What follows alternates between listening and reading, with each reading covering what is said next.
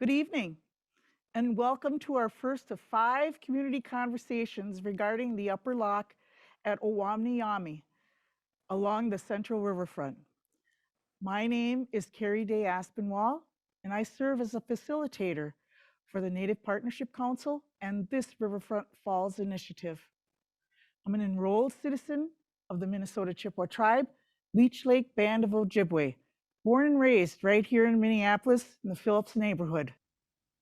This Central Riverfront project, Wakinyan, would not have progressed this far without the vision of our community leadership and the important partnership with the Native Indigenous community, both urban and rural reservation communities of Shakopee and Prairie Island. By recognizing the significance of and acknowledging the original people of this place allows for the building of a strong collective vision as a place for all people. This site is directly within historical Dakota territory and considered to be a significant part of their original homelands. Before colonization and industrialization, the natural falls and the islands surrounding it were sacred places for our Dakota people. The narrow stone jetty south of the Upper Loch is believed to be all that remains of Spirit Island today. This missing history, from an Indigenous perspective, was rendered invisible for generations. The Falls Initiative Community Engagement Plan identifies the Native American community as a key stakeholder group. This strategic and innovative partnership between the Friends of the Falls and the Native American Community Development Institute agree to engage the Native American community and consider how we might create a place of healing and celebration that acknowledges the past and advances a more equitable and inclusive future. As a community, we must align in our vision for this site if we are to have this healing and celebration that we hope for. So these community conversations will be extremely helpful in aligning our communities in creating this vision.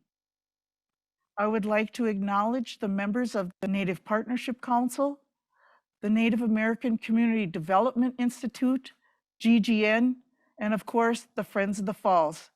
The incredible work of our teams has been so significant to our progress thus far. I have never worked with such a dynamic team that has completely embraced the history and supporting a platform to inform, educate, and include all stakeholders in this work. Enjoy your time with us this evening. Please feel free to leave your questions in the Zoom chat section, and we will try and get to as many as we can during our Q&A time with the panel. After our panel discussion, we'd also invite you to participate in our virtual breakout rooms for further discussion and questions. Finally, we invite you to enter into our virtual gallery. It's truly amazing. We hope to provide an experience that will enhance your participation. There's also a short survey, which we encourage you to participate in. We welcome your comments. If you should have any further questions or comments, please don't hesitate to reach out. I'd be happy to help. Enjoy your conversation this evening, and we look forward to seeing you again at our upcoming conversations. Thank you, Carrie, and thank you in advance to our team, our panel, and to Friends of the Falls and NACDI leadership for making tonight possible. My name is Kjersti Duval, and I lead the implementation team for the Falls Initiative. I've been working with Friends of the Falls since 2017, and as you can see, a big part of the journey so far has been legislative. My job tonight is to introduce you to the site as it is today. The Falls and the Upper Loch are at the heart of the Minneapolis Central Riverfront, at the west bank end of the Stone Arch Bridge near a Wakinyan restaurant. The property shares a boundary with Waterworks Park Phase 2 and lies within the 72-mile Mississippi National River Recreation Area, a national park. The Falls is one of several significant Dakota sites along the river that are now being acknowledged and transformed through Indigenous leadership. The Upper Loch and the land surrounding it are currently owned federally, but congressional legislation in 2020 directed conveyance of the land, but not the loch, to the City of Minneapolis for a public purpose. The city, Park Board, and Friends of the Falls will work together to secure site control and strongly support a Native-centered process to determine the future of the site. The land in question lies at the convergence of the Upper Lock, the Falls, and the Stone Arch Bridge. Below the falls, just south of the bridge, the land slopes down to the water between a retaining wall on one side and the navigation guide wall on the other. That guide wall leads out to a stone jetty Carrie mentioned earlier, which may be all that remains of Spirit Island, a spiritual place where women went to give birth, surrounded by water at the foot of the falls. The island was quarried for limestone during the early industrialization of the river, and later entirely demolished to construct the lock. The original falls were also limestone and had slowly migrated upriver over thousands of years. But in the 1870s, the falls were fixed in place with the engineered slope that we see today, called an apron, which was constructed as a repair after the Eastman Tunnel collapse. The apron permanently glued the falls in place, ensuring that the mills lining the river here would continue to operate. Between the falls and the lock, there's still a remnant of the cofferdam that was built during the lock's construction in the 60s. It too has a small slope next to the lock wall that goes down to the water. You can see turtles climbing up to bask there, and sometimes birds nesting. Above the falls, a crossover wall, which is effectively the short side of the back channel, connects the lock to the shoreline. Police and fire boats dock here to respond to emergencies upriver. The land above the falls is owned by the Park Board, but the federal government has an easement on the actual river bank, inaccessible to the public behind an iron fence.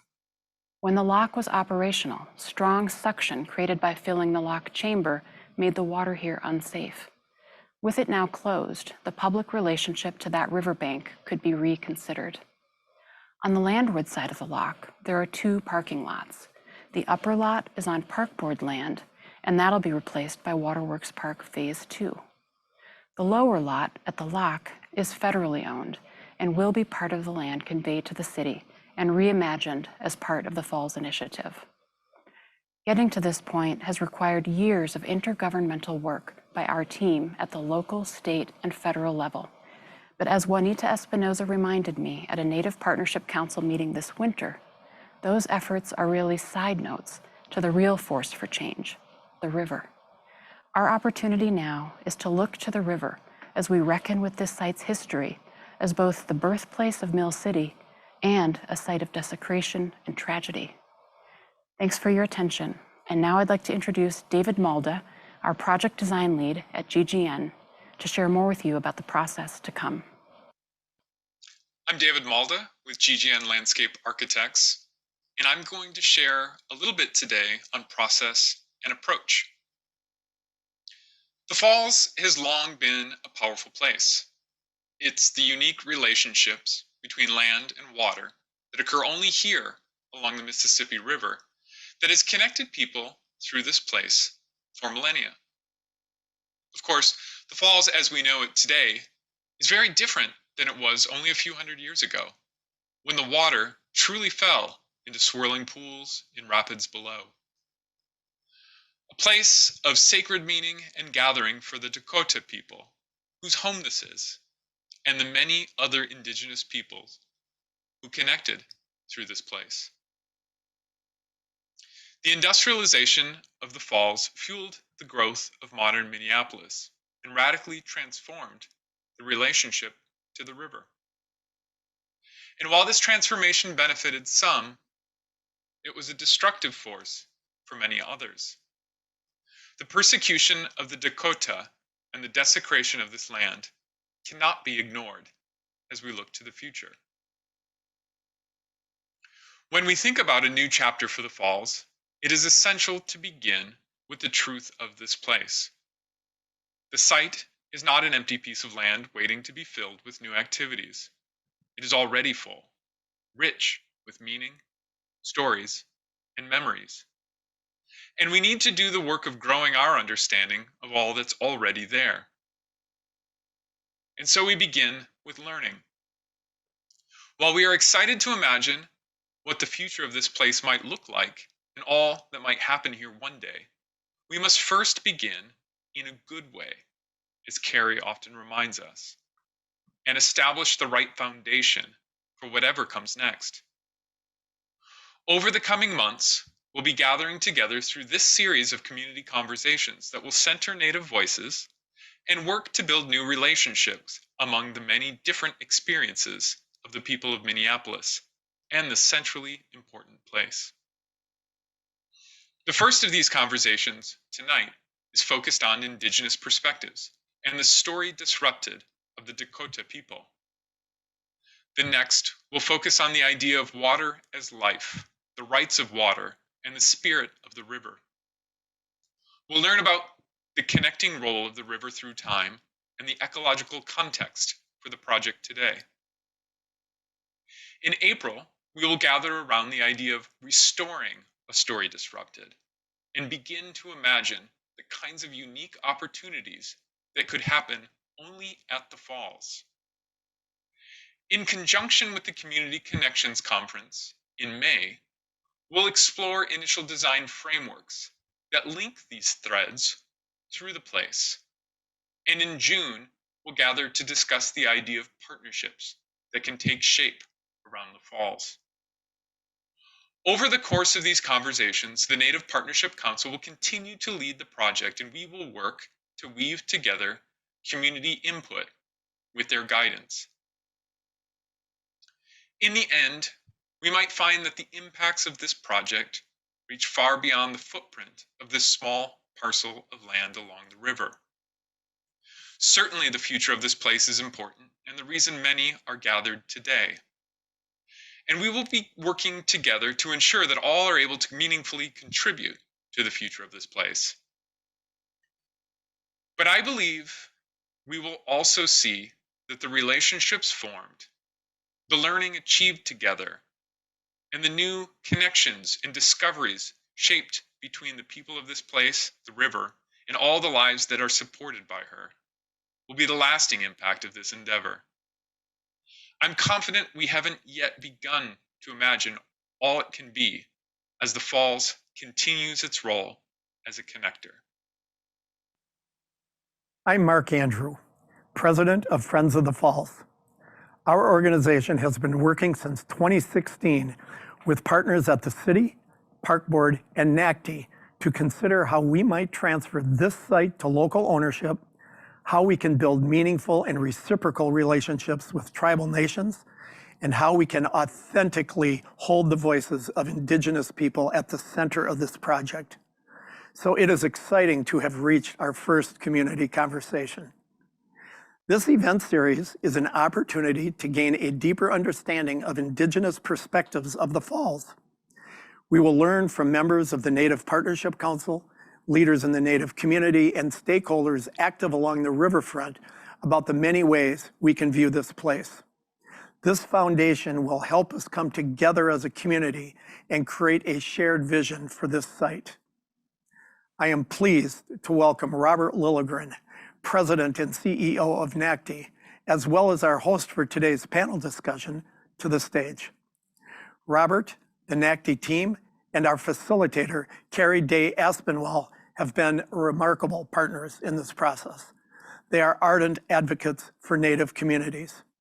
Through this project and others, they identify strategies to strengthen and empower Native people, and they continually challenge us to rethink traditional models of community engagement. Thank you for your partnership and your commitment to this work. Ujun and Meganadak, hello my relatives. I'm Robert Lilligren. I'm a citizen of the White Earth Ojibwe Nation, and I'm president and CEO of the Native American Community Development Institute, or NACDI. I want to thank the Friends of the Falls for their commitment to partner with NACDI to center Native voices, the voices of the descendants of the first people of this land, in this work. This is groundbreaking. This project will be a model of how we can recognize Native sovereignty and the rights of water in these complicated institutional projects going forward.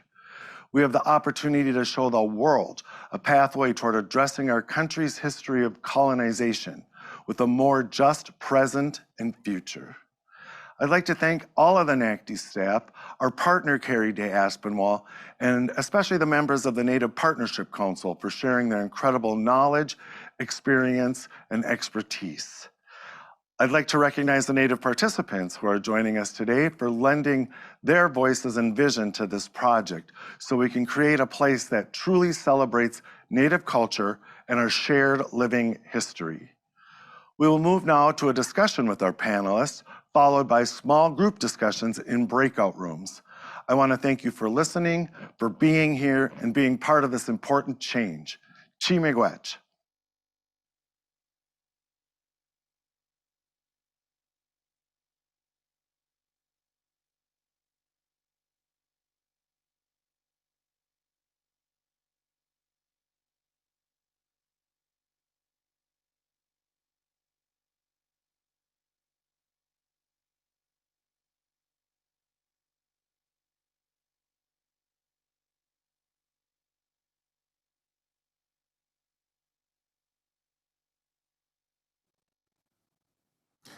Hello, my relatives. Welcome to the panel discussion for the first community conversation hosted by Friends of the Falls and the Native American Community Development Institute.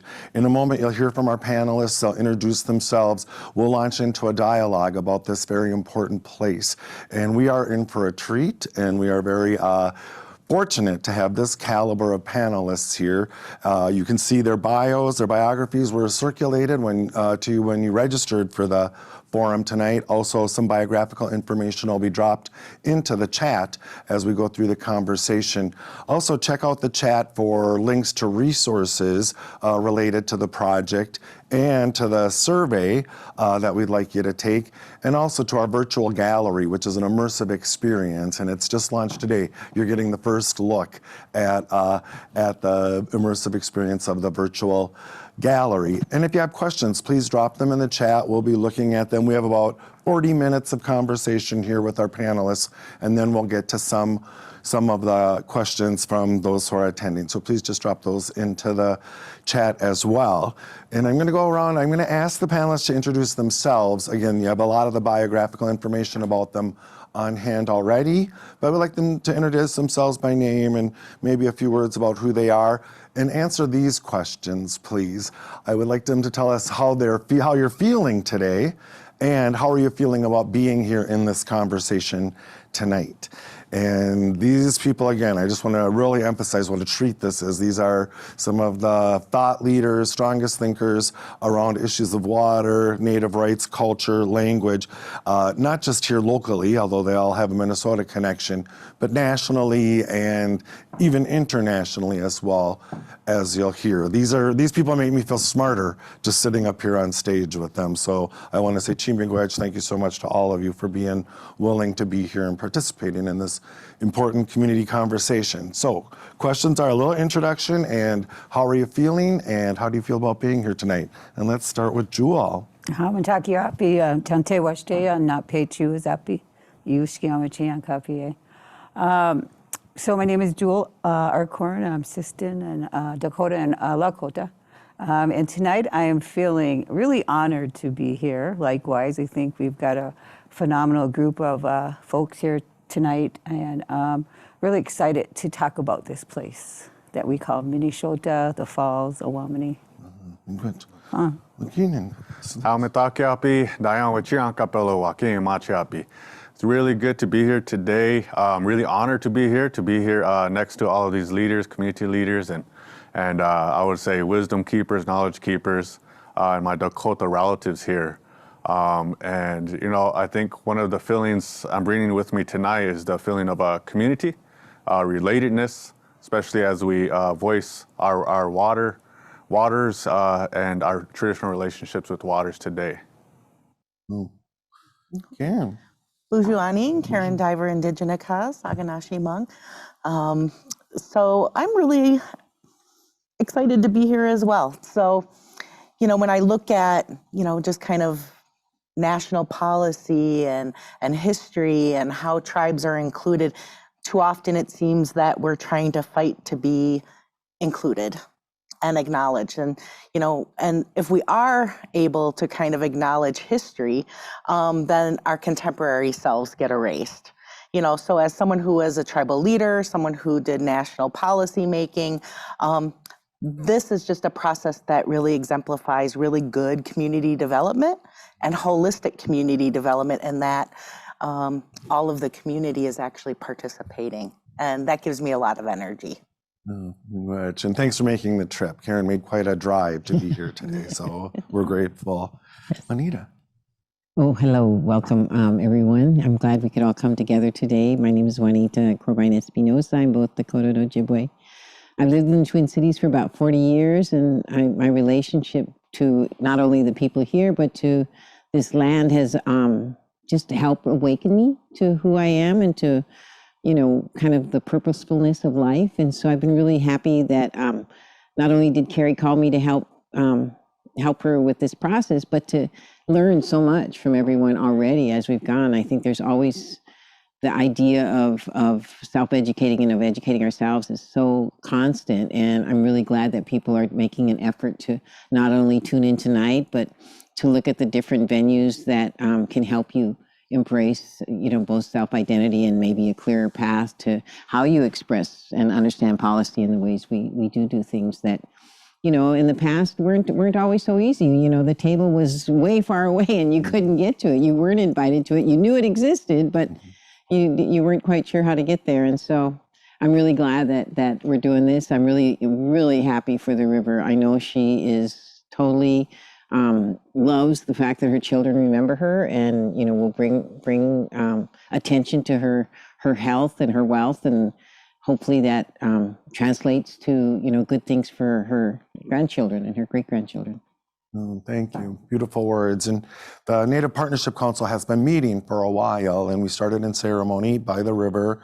It was very meaningful, and the conversation has just been so rich. I feel like I'm learning every time that we get together. So tonight's going to be kind of a dialogue. It's not going to be so much just asking questions and kind of going down the line. So really, I encourage the panelists to step in. I know you all have things to say because I've heard you all speak before, and so I'll start with a little bit of history questions. It's been an important site for millennia, and it's been desecrated through industrialization, colonization, and so now we're kind of returning. And so my first question is, in what ways has this history been hidden? The river's history, her history has been hidden or erased.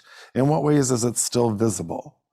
And maybe Juanita, I'll ask you to start. Well, I have heard you speak about this beautifully. I was totally thrilled tonight when I saw the presentation with Kjersti talking about that little piece of land that was still part of Spirit Island. So when I first came here to the Twin Cities, and I came in '81, and I have a young daughter. I had a young daughter in '85, and so both of my children that I had here, they were born along the river in the Riverside Hospital. Mm-hmm. So I always built a relationship to her. And so as I learned more, there's this thing flying around. As I learned more about this Spirit Island, which I didn't know about, and we went looking for it time and time again. And so tonight I now have a space in mind as to where you go to find what might be left of it, But we certainly spent a lot of time on the river, as much as we could. We had friends that had houseboats down there by the Franklin Bridge, and so we've always found ways to get to the river to not only give our offerings, but to look at what was there, to experience it, to just be there and understand whatever it was that they were trying to teach us, that we would make an effort. So I've always taken a lot of my nieces and nephews down there on paths that you probably weren't supposed to go on and places you weren't supposed to go. But that was the fun part of living in the city back then, was that you could go to these places and no one was really going to keep you from getting there. Sure. Today it might be a little different, but. Well, yeah, thanks.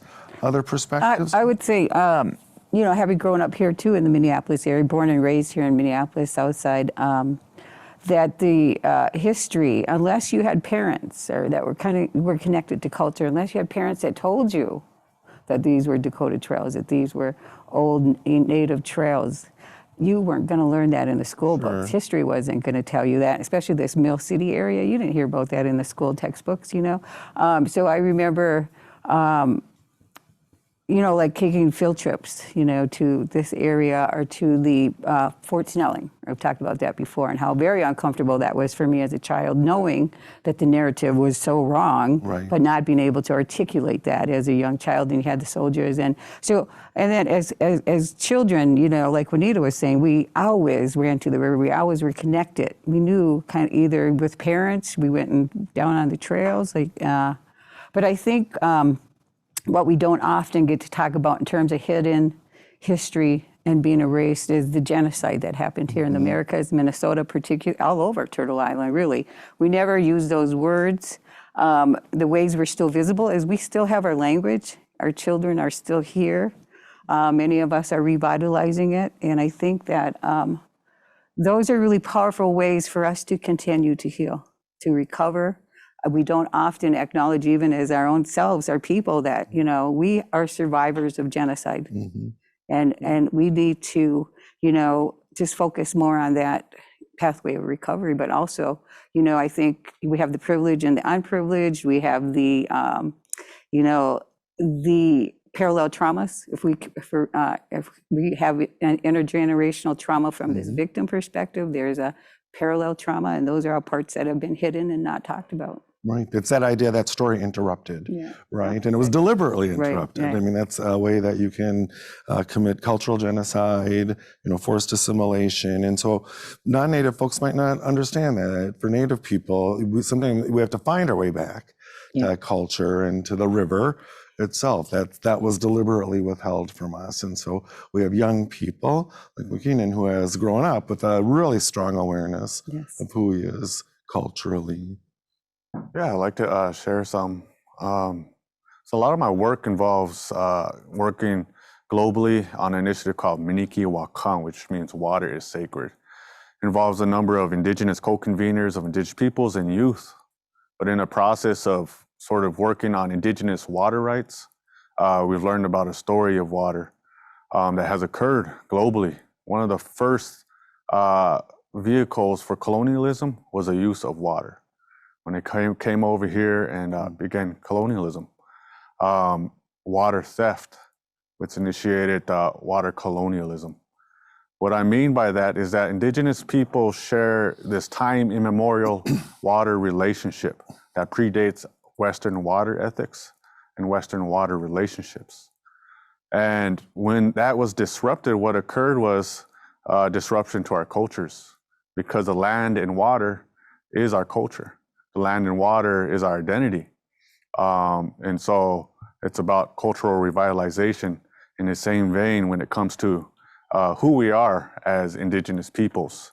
In Minnesota Makochi, the land of misty and foggy waters, you know, you would think that that's a history that's rescaled to a global world level or widely known. But as people come here, you know, they kind of learn that in a peripheral. Minnesota, the land of misty and foggy waters. But you'll learn that when you come here and step foot in Minnesota, that the Dakota nations here, their names, their national identities are named after the water. Medewakantu, the people of the water, people born of the water, people of the sacred lake. And so water is a national identity shaper to indigenous nations. And this is similar across the world. So there's a global story here that water has an impact. So any body of water, no matter how small, can have a global impact. I want to share that piece because I think that's a part of the hidden history. We're often minimized, and our story was once worldly in its character. And as my ate says, words are worlds. And so we want to make sure that we're expressing ourselves in that full way, rescaled way, but also that worldly level. Beautiful, very well put. And I'm going to turn to Karen in a minute. Karen drove down here from quite a distance. I know the rest of these folks from work here in the metro area and in the cities. I describe myself as a third-generation Minneapolis urban Indian. You know, I've always been city-based. And Karen comes from a slightly more outstate Minnesota, greater Minnesota rather, area. And so So how has this history or lack of history, interrupted history, impacted Native people both in the rural and urban context?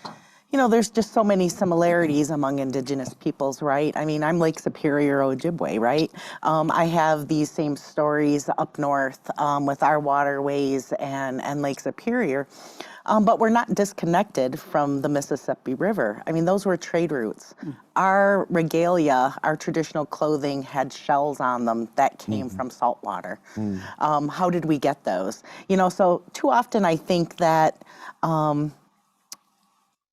these romanticized ideas of, you know, us frolicking and communing with nature and not really acknowledging that we were really sophisticated civilizations and communities, and we had governing structures, we had our religion, we had trade relationships, you know, and we had major urban areas and gathering places we came to, you know, and we were territorial as well.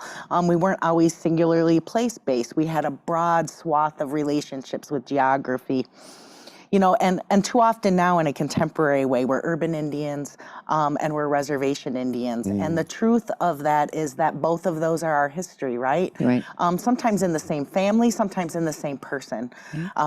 I've been an urban Indian. I have been a reservation Indian. And we also have a hard time kind of identifying that all of those histories are correct and a part of legitimate Indian and Native history and identity and experiences. It came to be that there was a lot of federal Indian law and policy that tried to disassociate us from all of these connections. You know, whether it was boarding schools, whether it was the lure of economic self-sufficiency and the relocation program. The lure was, you're economically disadvantaged on the reservation, we can help you be self-sufficient, but the goal was to disassociate us from family, homelands, culture, and identity, right? What they didn't know is that we would res up no matter where we went, right?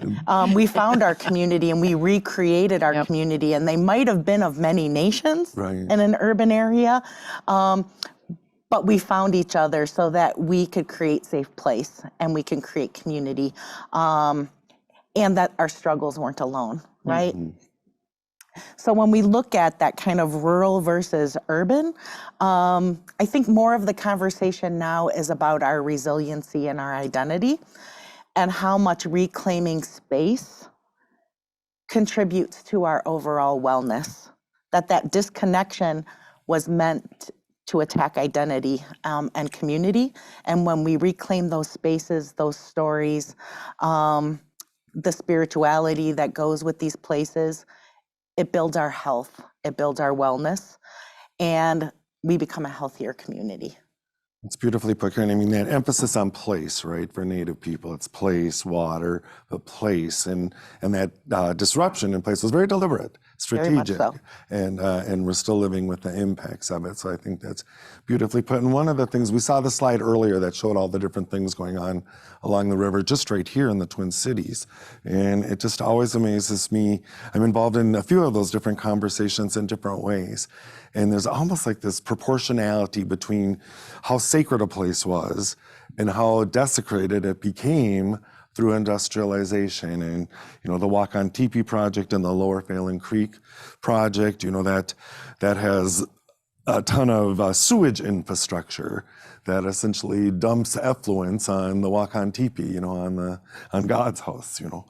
So we're trying to, we can't go back and undo the past, but we can do better going forward. I think the narrative, again, Karen was kind of talking about the narrative that many of us have grown up here in Minnesota between like the Ojibwe and Dakota, you know, that we were immortal enemies, and really understanding our relationships that we had, that the river was essential to those the waterways were essential to those relationships that we had. Many times we spoke each other's languages. We had to intermarry because you got to do that, right?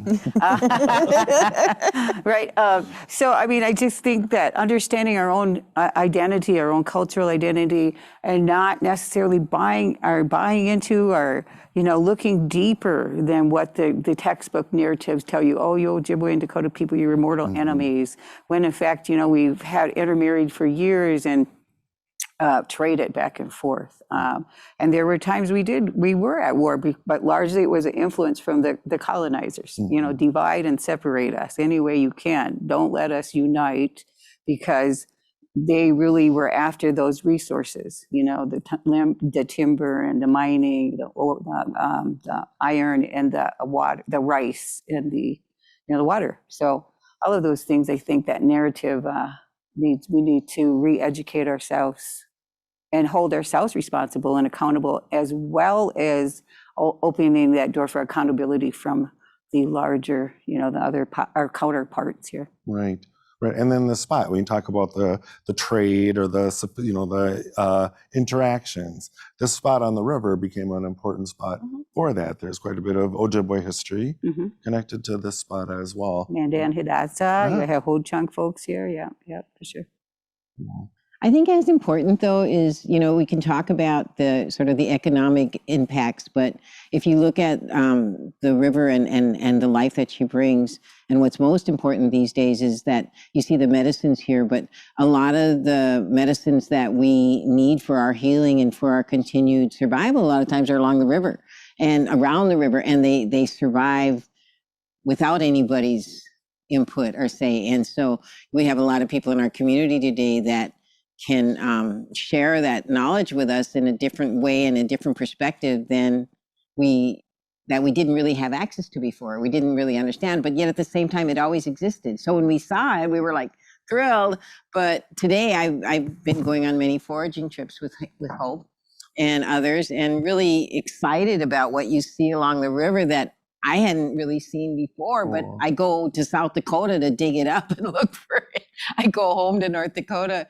I'm from Spirit Lake, but to find these things that are all around me. And every day I go out of my house thinking of things I need to go look for, and they're all around me. And so the wonderful thing about our river is that it really was a place for us to come heal as well. And our relatives are in these mounds all along the river and all down the Mississippi. And so, that earth that they're walking on, that's our relatives. So we're not that far removed from it. And it's just a matter of trying to find that connection and understand that connection that exists. And so many of us have been sort of so far removed from that idea of who we were and what we were and how we were, that we think that everything that they were trying to put into us kind of worked at times, the whole economic piece of it, and how that's how we look at things. The land is a monetary thing, and that was never something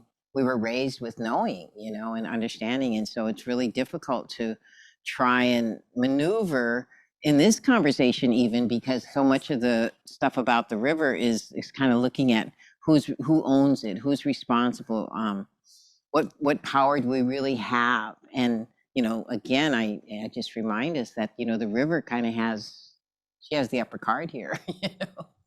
She has the power. Right. The idea of the water being our relative, the land being our relative. When I said hello in Ojibwe, it's Buju Indinimigana de Kala, my relatives. And of course, that's not the people here and who are watching, but it's everything, right? The sky, the air, the trees, the land, the water. And so it's a different way of placing yourself in the world. Yeah. So I know you've talked, I love you brought this up in one of our Native Partnership Council meetings as well, and you brought it up tonight, but that you had two of your children right along the river. There's conversation that Spirit Island was a traditional... Wasn't hanging onto the tree though. Right. I was in the hospital. Although I did tell my niece, you could do that. We could help you. Right. You could go just hang onto that tree and Have that baby if you want, but Yeah, they're if you could only not go doing back. that yet. Right. If only you could go back and do it again, huh? Do it natural, traditional. But I just thought that was really something, that you made that connection, that this, historically was a place that women gave birth, and you were still following that history without really knowing at the time. The placentas of my children have been Wow. planted buried by the rivers. I didn't eat it like some people do. Right, I've heard of that too. But so I just love to hear people's personal experiences along the river. I know you also shared stories, Juanita, about when you came to see. That's a place you went for socializing, for partying. But your point was, people didn't leave the river. There wasn't this time where we kind of left the river, but that we were always there. So I just wonder if folks want to share some personal stories connected to the river. We were down by the river every day, growing up with a large kind of Native community, when you could get the whole 10, 12 of us would be running down to the river nearly every day. There was a river swing. And so just through the years, it was a place to not only play, but to have that connection with place, to remember kind of your relatives, because you knew that your ancestors had walked these trails before. And so again, it was, we picnicked down there. We watched it flood sometimes, through the years, and swam in there, Wow. Yeah, I remember my brother, there used to be that dock, and that he swam in the middle and swam back. And I thought, now I think, how did he do that? Because you wouldn't do that today. You feel like the current's so strong. But at any rate, the river was a place that we ran to almost every day. We played there, and it reminded us of our relatives, our ancestors, that the water is our relative. Yeah.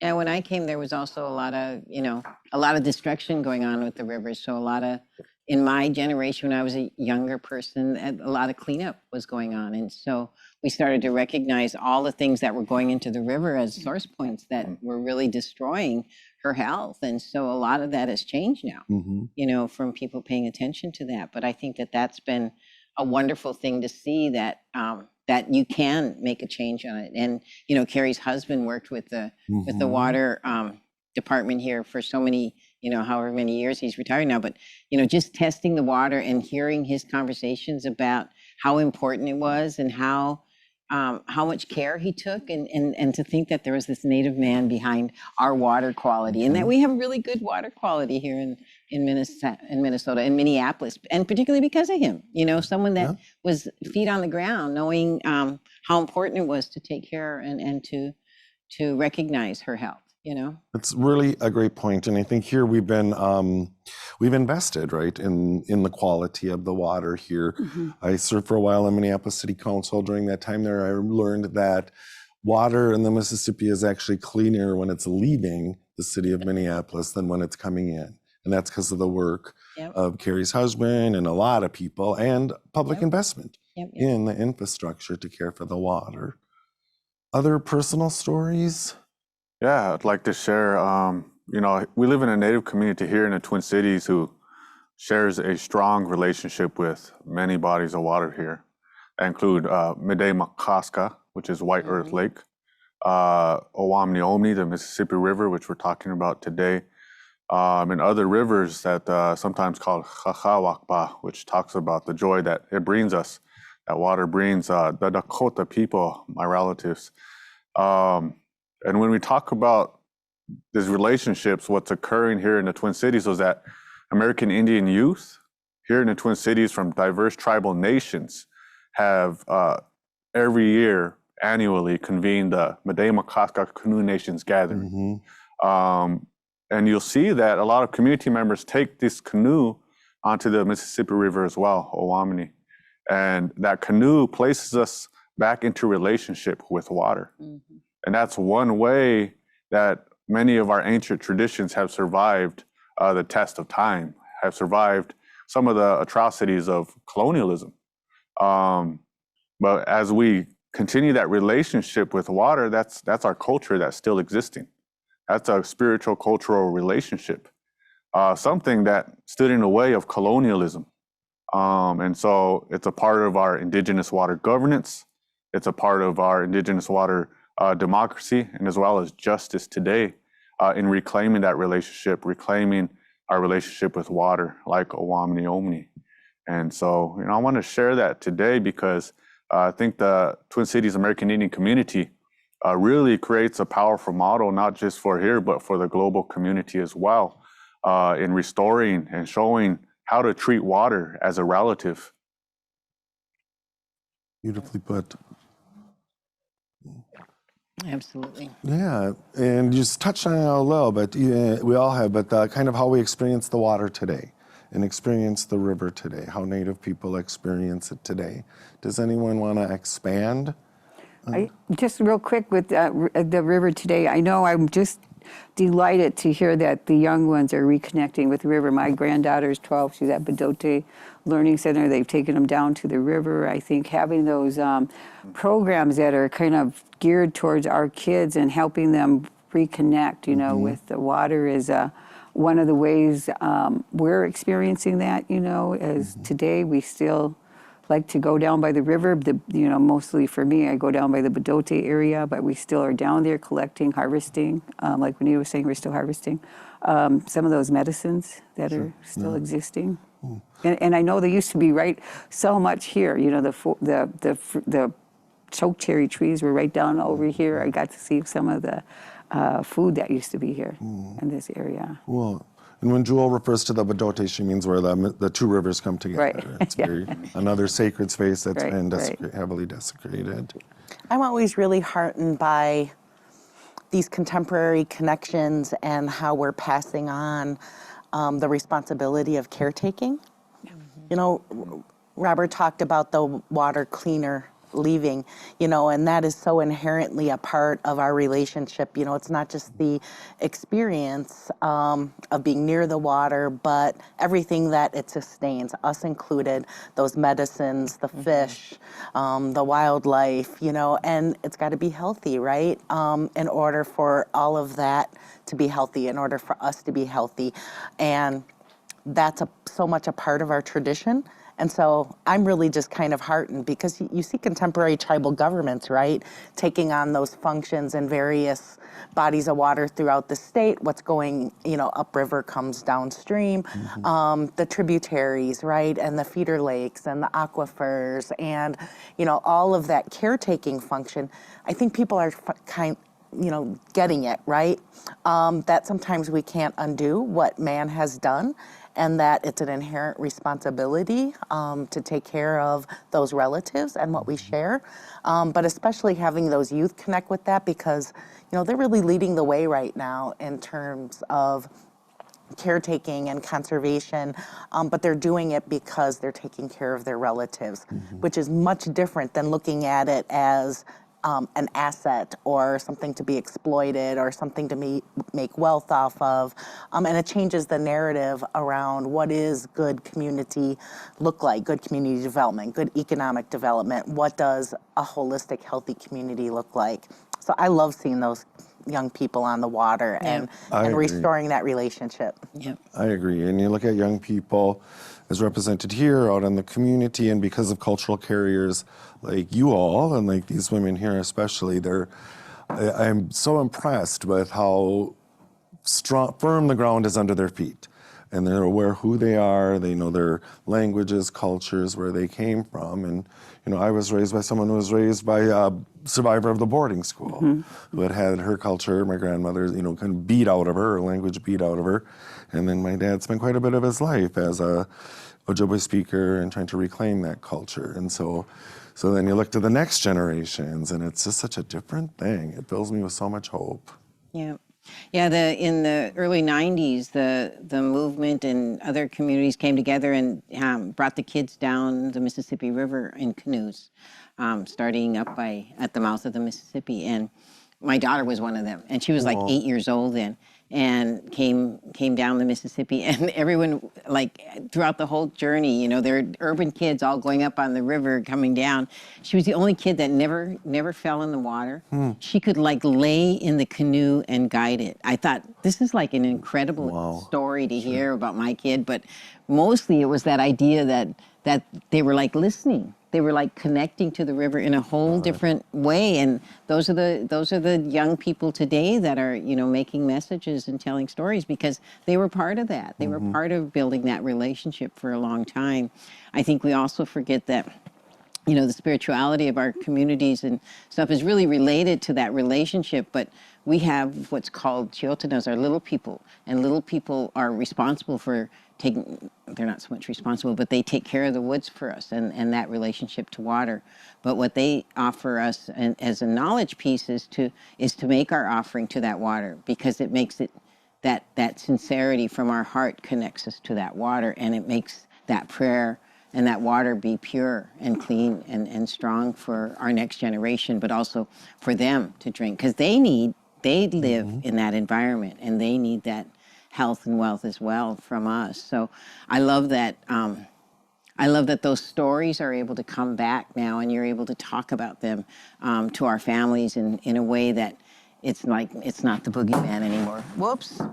It's you know, it's our truth, and so much that we can embrace, you know. And I think that that's been kind of an exciting thing for me, is seeing that the young people are learning those things, you know.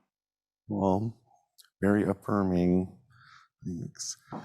So one of the things that's really excited me about this project from the start, and I will say that NACDI, we were in conversation with Friends of the Falls for probably about 6 months or more before we committed to being part of this project, because it was important for me and for us to be convinced of Friends of the Falls' authenticity, their willingness to really put these Native perspectives in the forefront, center Native voices, and I've been really impressed with what they've been willing to do at this point. But another thing, I'm kind of a systems guy, you know, and I love to see where whatever I'm working on, you know, impacts other parts of a system.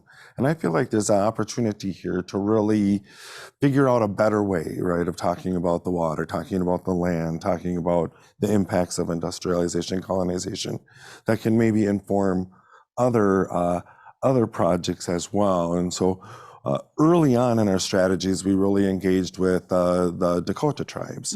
We felt like that was one of the authentic voices we needed to engage. A couple other tribes have really come in, dove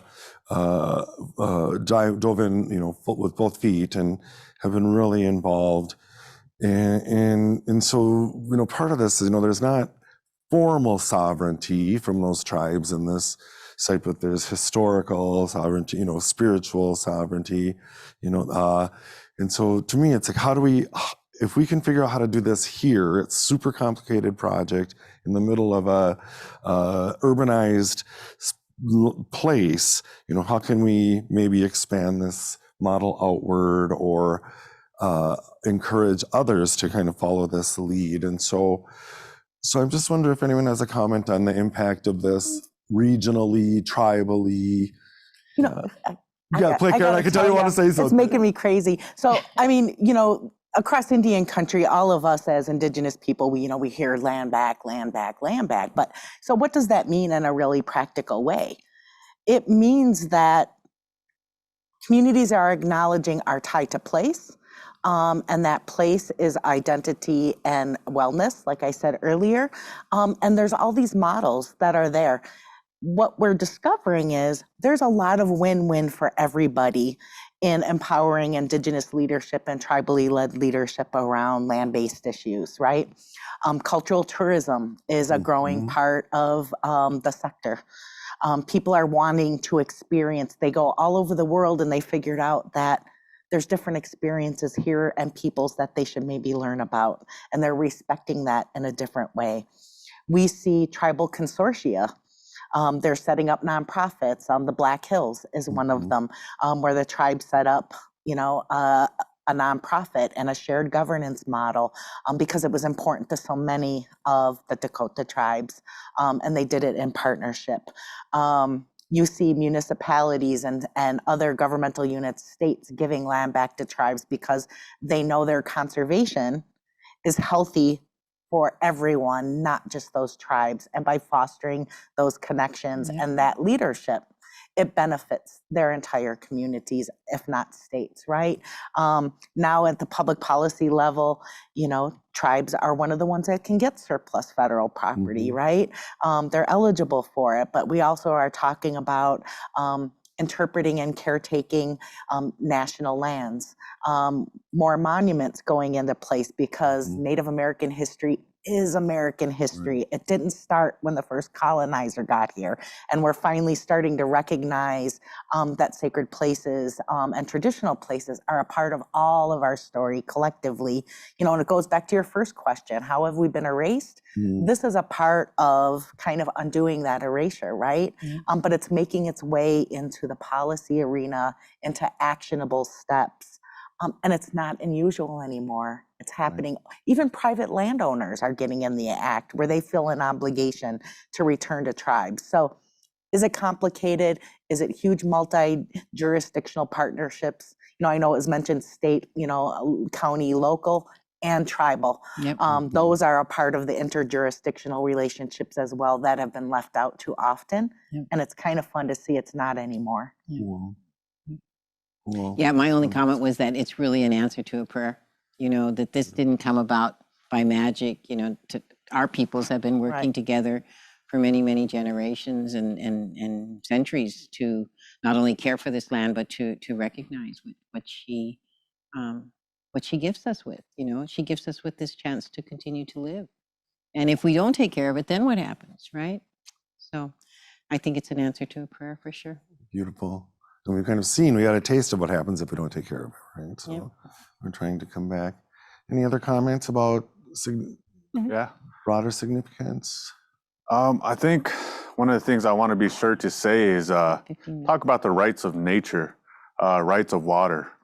And it dates back to, for the Lakota context, our original cultures and original instructions that we were given. See, they didn't just apply to human beings.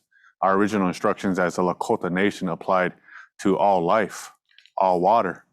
And so today, when we think about this relationship and as we restore and reclaim this as Native communities, what comes to mind is that this relationship must also, pay homage to that history, but also make sure that we're recognizing the NACDI of water, the spirit of water. And if water has a spirit and it is our relative, then water has those inherent rights, because water predates us. Water gives us life. What we do to the water, we do to ourselves. And when we take care of the water will take care of us.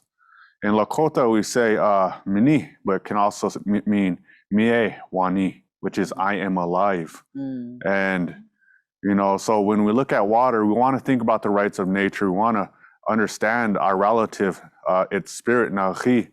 And we're thinking about partnerships. We're thinking about frameworks. But how do those last as long as water? In the Western world, 70% of partnerships often disintegrate across different industries. How do partnerships around this type of conversation last into the future so that we talk about 7 generations ahead? How do 7 generations ahead ensure that they have this sacred place, this waterway for them, for their cultures, for their spirits as well? And so one thing I really want to put forth, and that I've seen a little bit of, is the rights of nature inserted into a later phase of this conversation, which I like.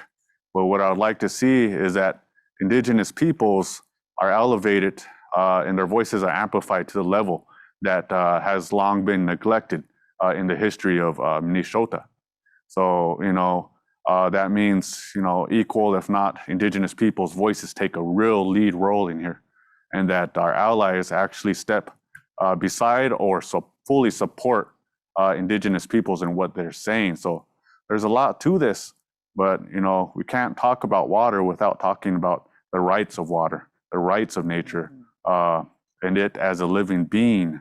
And I think that's something the Western world, this broader non-Native community, needs to acknowledge, is that this is a relative, not just a resource and change the way we interact together with it. So I really look forward to seeing a more transformative type of partnership occur with Indigenous peoples.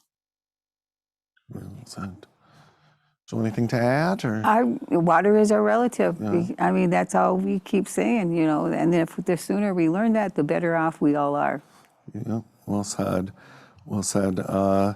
Yeah, and I think this sort of evolution of these conversations is very interesting to me, and I'm guessing others have had experiences like this, but just, I mean, this is going to the land back and how that's just getting incorporated into even non-Native people's awareness. And just in the last couple of years, I've had a few people approach me who own property, not a ton, maybe a house or a rental property, but they're actually trying to plan it in their estate to give it back. Right. They're trying to figure out who to give it back to. Right. You know, and so I've been able to facilitate some of those conversations. So to your point, Karen, people are broadly becoming aware of how important that is. Cool.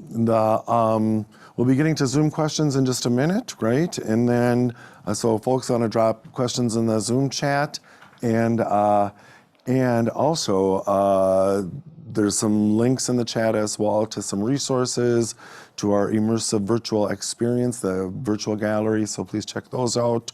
And one thing that's interesting in Minneapolis is how important the Central Riverfront is to the city's very sort of identity, right? It's sort of the birthplace of modern Minneapolis. The people who are responsible for sort of marketing Minneapolis and things have really started to focus on the Central Riverfront as that defining characteristic of the city and how to elevate that and to really have it associated with Minneapolis' very identity, and Minneapolis could use some positive sort of PR these days, and so here's an opportunity. And so I'm just wondering what you might think of the potential of this spot, this little tiny site that we're talking about, not tiny, but relatively small site that we're talking about, in helping to support this image or this identity of the city of Minneapolis in a positive way. I think just having the conversation and making a space that's available to continue to have this conversation, to continue to recognize the things both that Wakia said, that Karen said, you know, both the history. I think a lot of people don't understand what that disconnect has done to even their ability to really understand who we are. And so, you know, I don't think there's one piece of legislation that hasn't affected our ability to tell our story at times, you know, and what that story, how you interpret that story. And so the fact that there'll be a site that you can actually have that dialogue that expresses that or explains that, and you know, a continued commitment to evolving that message, to evolving that story, and try and be as honest and accurate as possible, you know, and not necessarily, you know, in a circle, there's 360 degrees. So that means there's like at least 360 different opinions that at some point need to be heard, and whether they're good or bad, you know, and you want that dialogue to continue. And Minneapolis certainly has been a place for both ideas and you know, fair thought to be brought out. I mean, I think historically we've shown that, you know, Minneapolis has done that. So let's continue to make a better place, you know. I think I like the idea for Indigenous peoples, restoration and reclamation. You know, you make sure that the health is there, that access is available, that what you are accessing is of the quality and the quantity that is sustaining to the people. It's not polluted or contaminated, that it's preserved for Indigenous use as a part of our lifeways. You know, people are very interested in Indigenous culture and spirituality, but it's something that belongs to us. And we determine the narrative and how much is going to be shared. So how do we make sure we have access to those things in a pure way and throughout time and with some abundance and longevity. So, but that voice needs to be at the table. So, and it needs to be accessible and clean. Yep. I'm going to make a point that this is a place that is a site of a wounding you know, with the earth. It relates to the wounding of us as Dakota people and other tribal folks here. And when you begin to clean a wound, you have to get down there, sometimes debride it maybe. But again, that story has to be told. It wasn't just the Mill City, the power of the river. I mean, the folks, that colonizers came realize the power, just like we knew the power of the river. But I think we have to, in order for us to heal, to be part of that story, these types of conversations like we're doing today have to happen. These wonderful cosmology stories that we have that are related to this place, those can't be forgotten either, and they have to be just that continual acknowledgement that we're connected to this place. We are not disconnected. As much as the narrative has tried to disconnect us, we have inevitably been drawing, back here. It's come full circle now. Here we had this place long ago. It was a sacred site. And now here we have Dakota folks at the table that are engaging in conversations, and other tribal folks. And it is kind of like that, mapping those spectral traces. How do we begin to recover, tell this story? And this is all part of the way we do it. I love it. And not just engaging in the conversations, but hopefully having decision-making authority and sort of that protector authority over the water. I can't remember who was talking earlier, but it reminded me of that meme, I'm sure you've seen it on Facebook and stuff, where Native people say they tried to bury us, but they didn't know we were seeds or something. Yeah, I love that one. Yeah. Which I think it's a good one. Yeah. Yeah. Well, and truth be told, that's our umbilical cord is here. It's part of it. We're part of this. And I'm going to turn to a few questions from the Zoom chat. Someone was asking about classroom materials that are available, historic materials. Is anyone on the panel aware?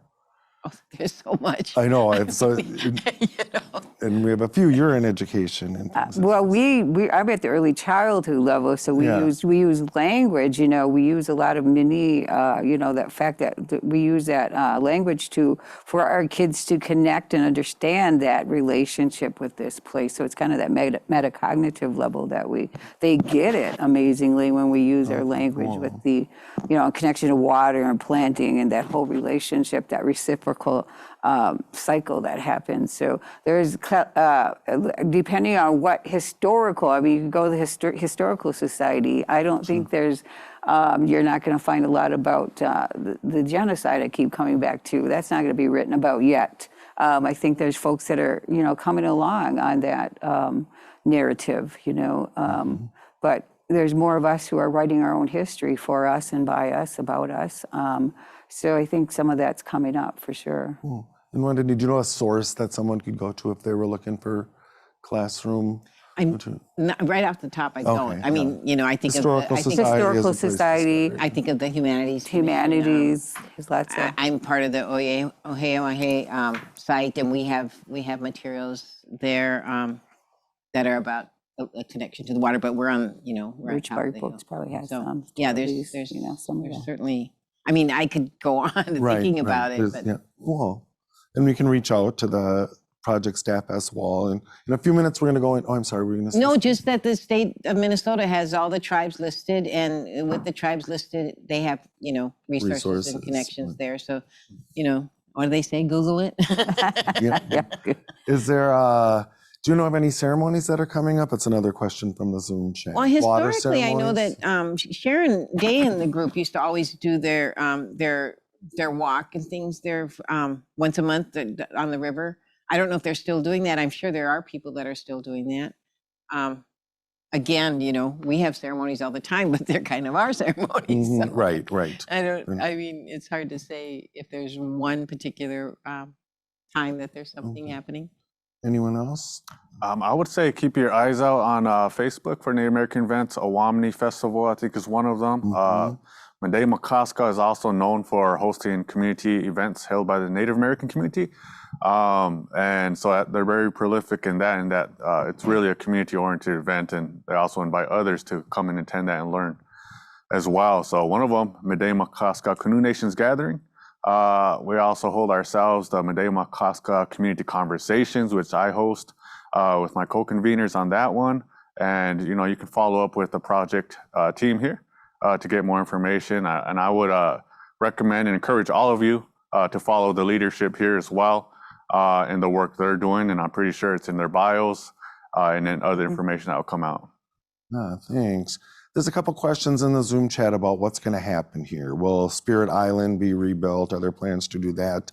Will they acknowledge what's One that? hand of dirt at a time. Right, that's it, right. And will there be interpretive stuff to acknowledge 20,000 years of Dakota history? And I would say it's an open slate. It's a blank slate right now. I would hope so. Yeah. I mean, we look at our salmon nation up Yeah. there in the Northwest Coast and how those are How they- thriving now and how they fought for that place, the water rights, the fish, those relatives. And so I think that we're at a point where most definitely that story again has to be told. Right. It can't be hidden anymore. We're here.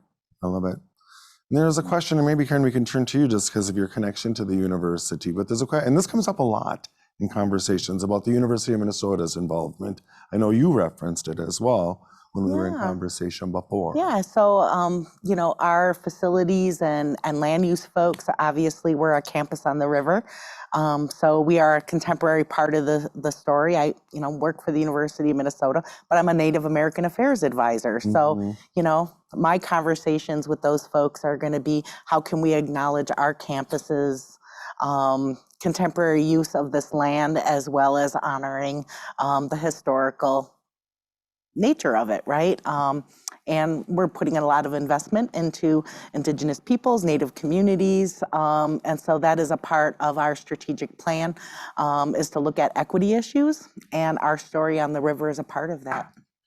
Perfect. Yeah, thank you, and thanks for your advocacy in that arena. And this was great conversation. Just Shimigwich, thank you so much for sharing here today. I hope folks watching just got a lot out of it. I'm sure they did. I think it was a very rich conversation. We're gonna go into breakout rooms now, and folks will be automatically kind of put into their breakout room. We can continue this conversation, get a little deeper even. We will not be coming back together as a whole group after the small group conversations, but there'll be representatives of Friends of the Falls and Native American Community Development Institute in your breakout room, capturing the essence of your conversation. There'll also be a tour, you're going to see it here first, of our immersive experience, our online gallery related to this project. And so I guess I'll look to folks here are we going right into breakout rooms now? Is that, we just kind of magically go into breakout rooms again? Avatar. So thank you so much for being here. Thanks to these panelists. We are so fortunate to have this you. caliber. Gigawabamin. Yeah. Yes. Yep, Gigawabamin. And we will see you in your breakout room. Okay.